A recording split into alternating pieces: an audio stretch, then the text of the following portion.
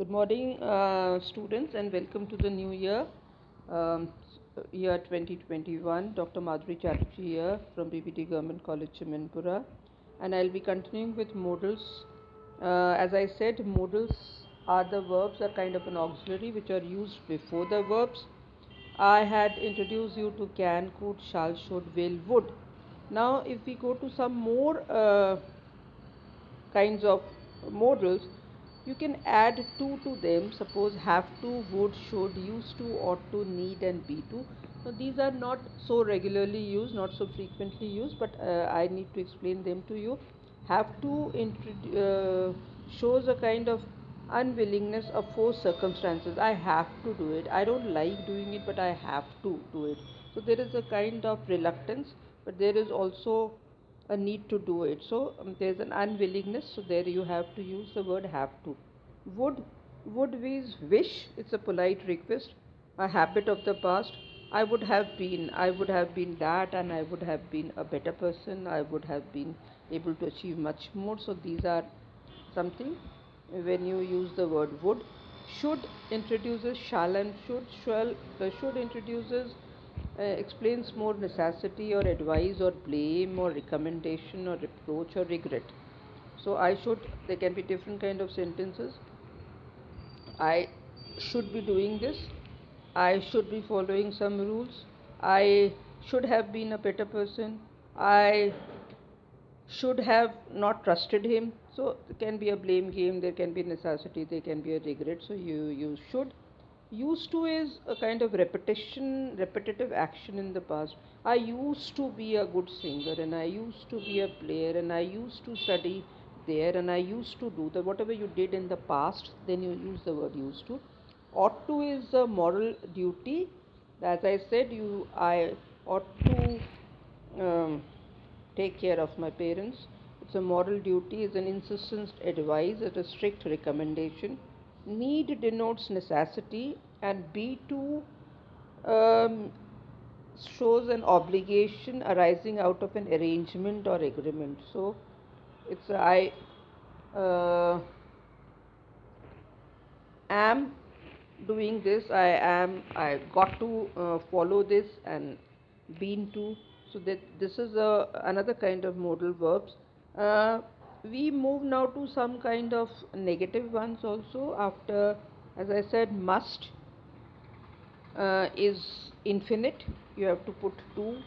Must or can't is, as I said, is a negative. It's infinite present, meaning she can't be his mother, she can't, he just left, he can't be too far. So there is can't.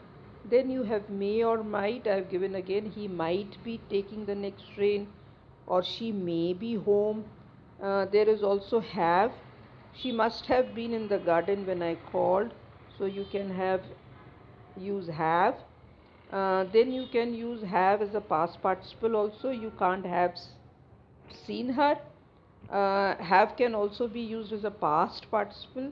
That means he may have taken a different train, is a past participle. Use can't. He just left, he can't be too far. Couldn't have. So you couldn't have been that, and also he could possibly be hurt. He could be hurt.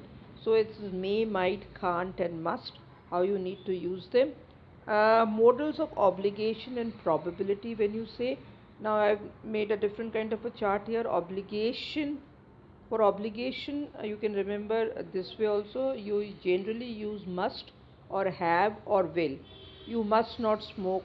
I have to go to the meeting now. If you study better, you will get good marks. You will get better. So for all the three, you are using for obligation. Probability is used when you are talking in, again, will, should, and could. If we go now, we should be on time. If you work hard, you could pass your exams. So this is a probability. Now there is a subtle difference between probability and possibility. Possibility is also something you're talking in the future, which can still happen, but probability is more, uh, more farther than a further future rather. It may or may not happen. So probability is the shopping center might be busy. There's a probability. There's a possibility. Sorry, being the year end or being the new year or whatever. So it can be busy. And may is he may be in the shower. He may be. So there's a possibility he might be there in this room, or he might be in the bathroom, or he might be in the kitchen, or whatever. So maybe. So this is how you can again practice them. And one more small chart for practice is must and have. It's a past participle. So how you need to use it? Should have. It's should have plus past participle. So you have the examples also. I should have called you yesterday, but I forgot. Might, may, could have. I think I saw the girl, but I think she could be. I can be wrong because it was dark. Can't have been is also can't have plus participle is a deduction and a possibility. Needn't have is the opposite meaning. So you needn't have brought more milk. We already got too much. Needn't have. Little might could have been is again a possibility. So the point is, explaining them will not help you so much as practicing them. So what you need to do is you have the charts, you have all the rules explained to you.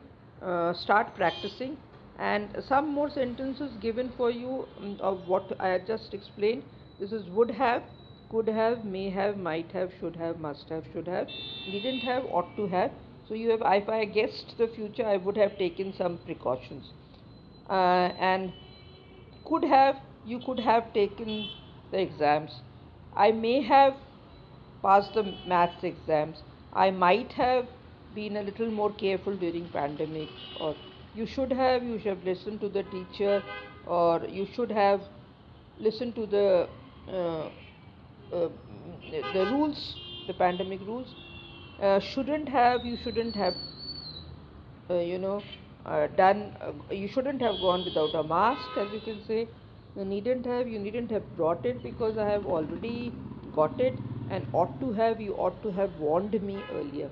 So all the examples and the rules have been given to you.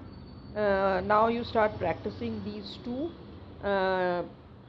lectures have been given to you, and there'll be one more lecture I would be introducing to for some more modal verbs and modals. Okay, thank you so much.